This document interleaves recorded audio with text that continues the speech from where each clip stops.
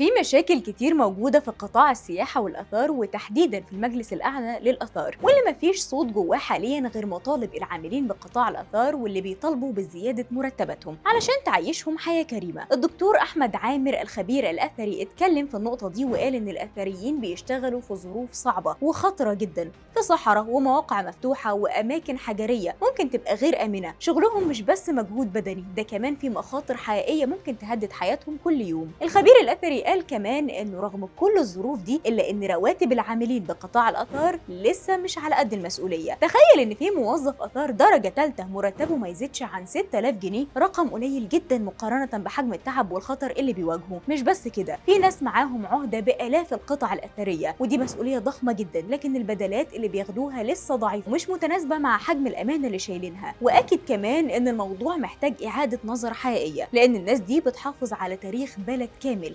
وبتشتغل في ظروف صعبة تستاهل تقدير مادي ومعنوي أكبر بكتير.